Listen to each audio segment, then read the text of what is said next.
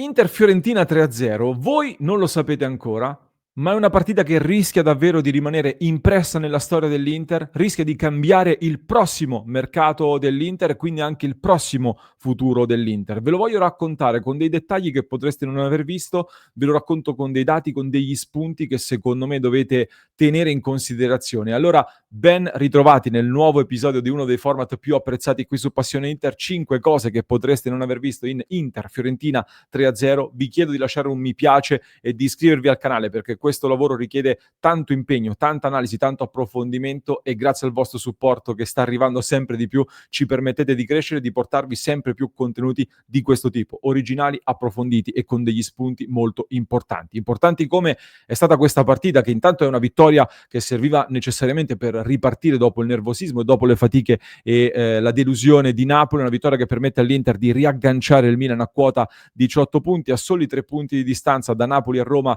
lassù in vetta. È un Inter che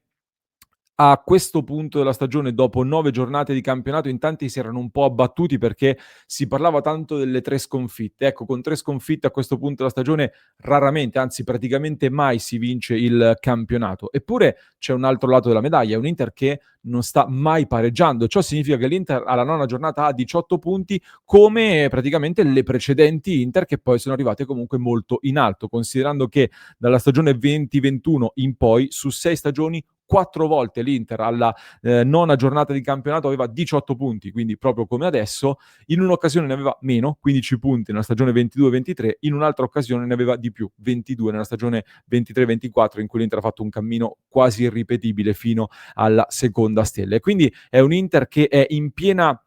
scia con le Inter precedenti, è un Inter che riparte con una mentalità forte, è un Inter che subisce troppi gol, non in questa partita chiaramente, fin qui ne ha subiti 11, di cui gran parte nei big match contro Napoli e Juventus, ma dall'altro lato, come sempre, è un Inter che segna tanto, 22 gol fatti, fin qua si prosegue ad una media forse di 2,6 gol a partita segnati, con un Christian Chivu che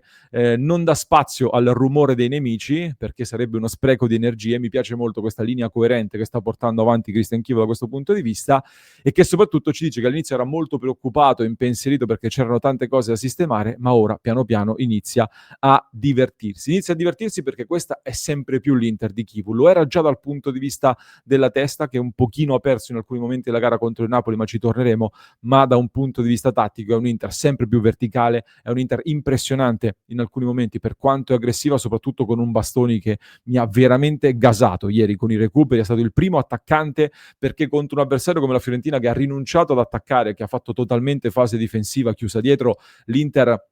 deve sfruttare le armi dell'aggressione, della riaggressione veloce, della difesa alta per andare a creare delle occasioni e l'Inter lo ha fatto, potendoselo permettere con un Bastoni in questa forma e con un Bissac di cui tra poco parleremo. E questi sono alcuni frame, alcune immagini che vi mostro che dimostrano quanto era alta l'Inter. Qui Bissek è l'ultimo uomo dell'Inter, praticamente è almeno 10 metri dentro la metà campo avversaria, e poi l'azione di Bastoni che intercetta questo pallone e va ad impensierire De Gea che fin qua era stato abbastanza deludente in stagione, ovviamente contro l'Inter è la sua miglior prestazione di gran lunga in questa stagione, ma è stata un'Inter quindi molto aggressiva, che ha fatto molto leva sui principi che sta portando Christian Chivu, tenendo soprattutto con la testa, perché Chivu ha deciso questa volta di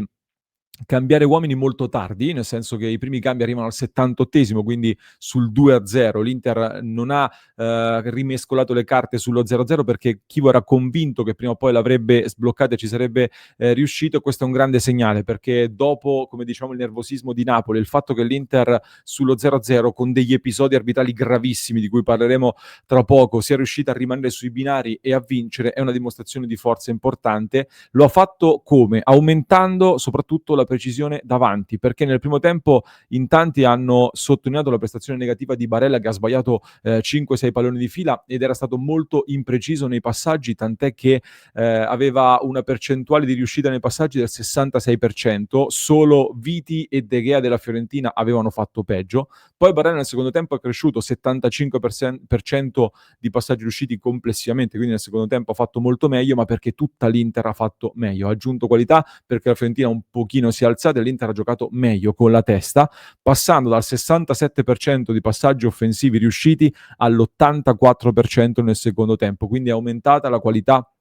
negli ultimi metri, soprattutto dell'Inter, e qualità negli ultimi metri che rimane sempre un grande tema che abbiamo affrontato tante volte, assolutamente fondamentale per la nostra squadra per vincere determinate partite. Quindi questi sono subito dei dati e delle considerazioni molto importanti secondo me da analizzare. Il secondo punto che analizziamo in questo Inter Fiorentina, perché dicevo in apertura questo Inter Fiorentina rischia di rimanere nella storia? Intanto perché è un punto di svolta importante con la testa, con un Inter che vince bene dopo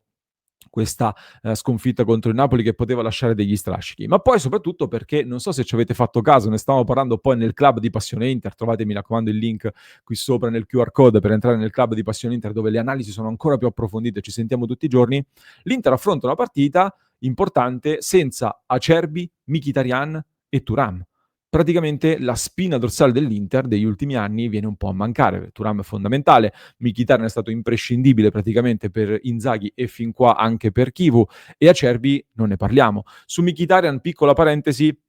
ieri nel contenuto breve che pubblico dopo la partita sono andato dritto nel dire che senza Mkhitaryan l'Inter ha vinto 4 partite e sono dati oggettivi, segnando 12 gol e subendone solo uno. Non era per me un modo di criticare Mkhitaryan e di dire che si può fare a meno di Mkhitaryan, soprattutto nel contenuto più lungo avevo specificato che queste partite senza Mkhitaryan sono state contro Slavia Praga, San Gilloise, Sassuolo e Fiorentina ieri. Partite, soprattutto le prime 3, poco probanti, ecco, quindi faccio solo questo ulteriore chiarimento, non era un denigrare Mkhitaryan, l'ho contestualizzato in un video breve, ragazzi, di 60 secondi, bisogna andare dritti al punto. Ma al di là di questo, l'Inter senza Acerbi, Mkhitaryan e Thuram gioca con Bissek centrale, la grande battaglia di passione Inter su cui evidentemente un anno fa avevamo visto lungo, Sucic al posto di Mkhitaryan che con questa partita scavalca Zielinski nelle gerarchie secondo me, e davanti prima Pio Esposito e poi Bonni. Su Pio Esposito poi magari se c'è tempo dopo faccio un'ulteriore specifica perché c'è una cosa che mi preoccupa e di cui in parte vi ho già parlato.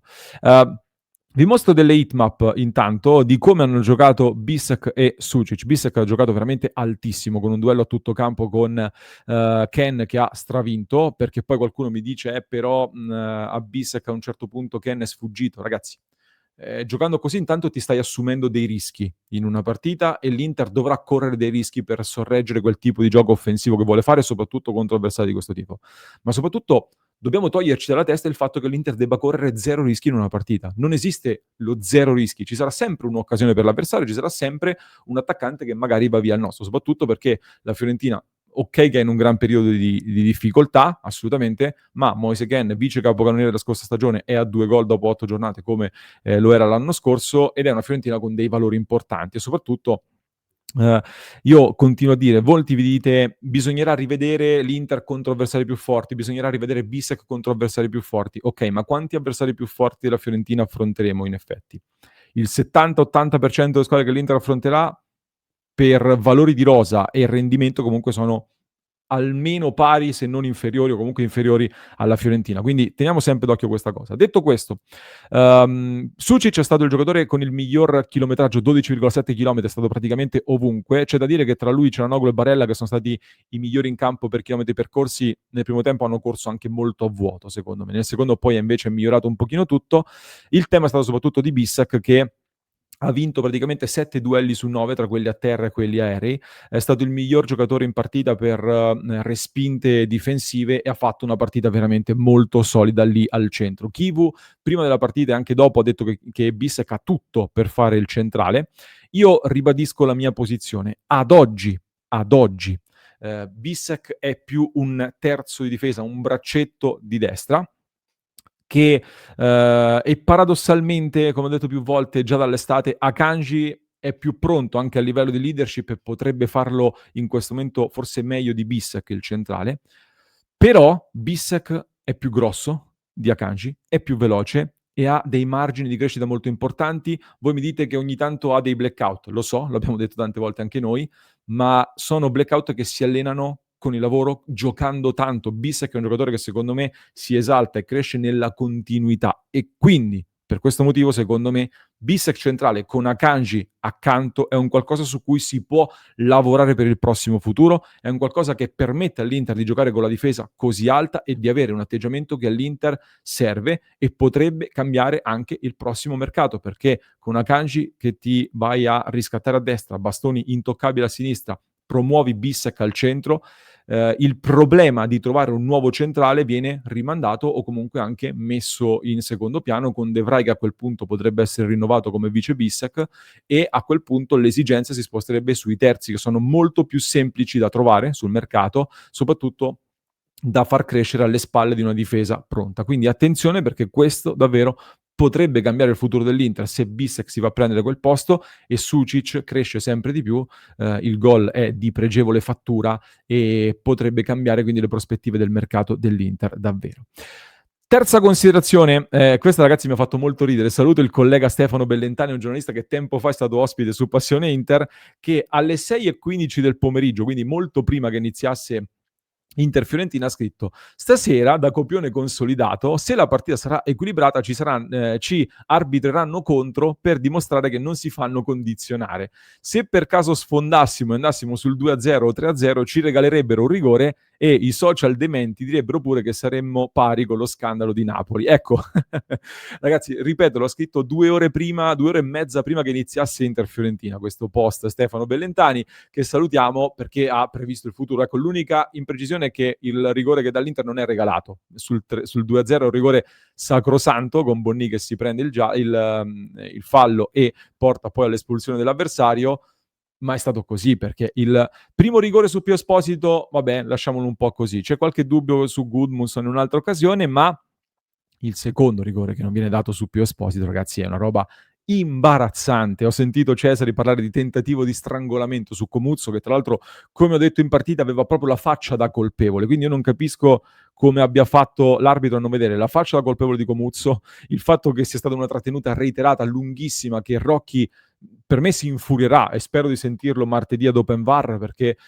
è uno di quegli episodi che Rocchi stesso aveva detto di fischiare. Soprattutto, non so se ci avete seguito in diretta, spero di sì, il nostro Simone Frizza, esperto arbitrale, prima della partita aveva detto: Sozza è un arbitro che ha una media di rigori a partita altissima, sta fischiando per casualità o meno tanti calci di rigore. Come fai allora a non fischiare questa cosa? Come fa il VAR a non richiamare l'arbitro? E qui, ragazzi, mi viene da dire che Antonio Conte, che ha provato,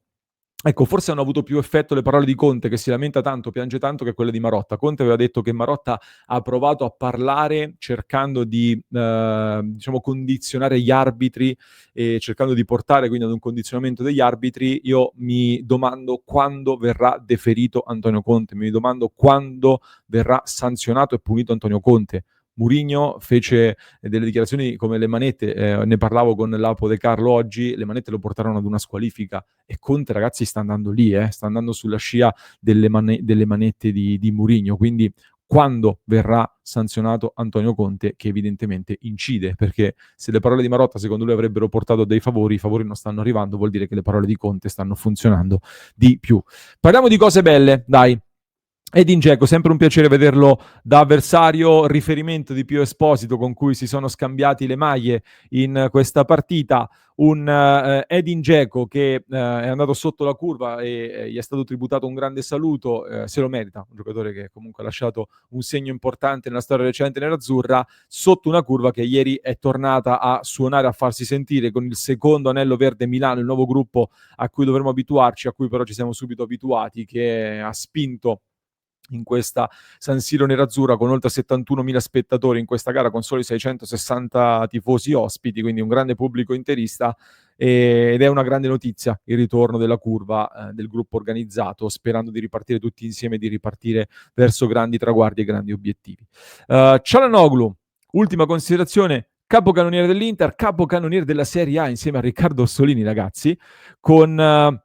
in questo momento 5 gol segnati in 7 partite di campionato. L'anno scorso segnò 5 gol in 29 partite di campionato. Un ritmo veramente clamoroso di Hakan Çalhanoğlu. Tra l'altro doppietta in questa partita, un'altra marcatura multipla. Il terzo gol, anche se era il secondo cronologicamente, ma l'altro gol lo fa Petar Sucic. Significa che 3 gol su 3 sono arrivati dai centrocampisti in questa gara. è un dato molto, molto importante, perché in un 3-5-2 come quello che fa l'Inter, stavamo commentando ieri sera di come Anghissà stesse incidendo nel Napoli, di come i centrocampisti abbiano permesso al Napoli l'anno scorso di vincere lo scudetto. Ecco, nel gioco che fa l'Inter i gol dei centrocampisti sono importantissimi, quindi Çalhanoğlu che segna da fuori area, finalmente tira in porta, che sblocca le partite, e Sucic con questa perla, sono notizie importantissime, lo ripeto, per la nostra Inter, che da questo Inter-Fiorentina potrebbe cambiare marcia per il presente e per il prossimo futuro, e almeno questo è quello che ci auguriamo. Fatemi sapere che ne pensate, vi aspetto nei commenti qui sotto, vi aspetto nel club di Passione Inter per continuare ad analizzare gli argomenti importanti di Casa Inter su passioneinter.club. Se vi piacciono questi contenuti, noi li possiamo realizzare solo se ci supportate tramite il club, e vi invito quindi tramite il QR code che trovate qui in alto. Vi lascio con un altro approfondimento che trovate in descrizione per chi ci ascolta in podcast, mentre per chi ci segue su YouTube vi basta cliccare qui.